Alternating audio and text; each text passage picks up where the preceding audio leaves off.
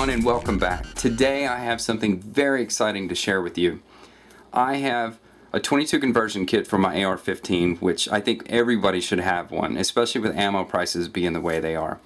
This is a standard CMMG 22 conversion kit, and these are the magazines that you typically get with those. The only problem is I hate these mags.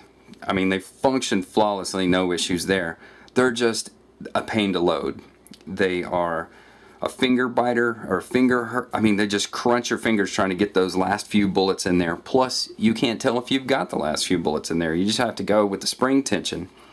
Yeah. So once you start shooting, you can't see how many rounds are in there. It's just a pain. The only thing really good about it is that they're serviceable. There's some screws here on the sides that you can actually take it apart and clean out the inside if you so had to. I mean, there's a floor plate on the bottom where you can remove that and just swab out the inside and replace springs. But these are very nice mags, just incredibly hard to load. Plus we have the Black Dog mag, which is a fine mag in itself as well. It looks exactly like the CMMG mag, except for a little bit of difference here on the side. These are great mags too, but once again, they're hard to load. And you can't tell how many rounds you got left or how many you've put in there unless you're counting. And of course, no one can count and without distractions. So what I've run across is a magazine from a company called Chiappa. I mean, I'm probably saying that incorrectly, but it's basically the 22 magazine that is just like these others. It will run with your conversion kits like the CMMGs, except it has a loader on the other side. I mean a loader, it has the little button for moving the follower down and putting your magazines in. Plus, you can actually see how many rounds you've gotten in it. And this is, I believe, a 27 round magazine, just like the others, are about the same cost. Now, this magazine is going to make me shoot my AR-15 a whole lot more, only because I can load the magazines faster. And I've ran around 500 rounds through two of these. I purchased two of these for about $20 directly from the manufacturer, and you can look up their website. I'll post it in the description down below. But I've run about 500 rounds through two of these mags with virtually no failures whatsoever, other than not cleaning my gun. But all wasn't grand in the beginning. My first set of magazines I received direct from the factory were apparently used, and I'll roll some video footage in here so you can see that. Well, here's one of the mags I got, and it looks used to me. I mean, I've never seen one of these in person, only on pictures on the internet, but it just looks like it's been covered in dust, and it doesn't give me a vote of confidence whatsoever. And but this one here really threw my confidence. This one's even more dirtier. But if you look close, right there, someone's wrote on it with a Sharpie, and to me that looks like could be bad. I mean, that could be you, like maybe Bo or something, but that's a little too close for comfort. I mean, it looks used. It looks a little worn right here, like it might have been in the mag well, and then to see that, so these are definitely going back. I mean, look at that. It looks like dirt right there. So this one's probably been dropped in the dirt.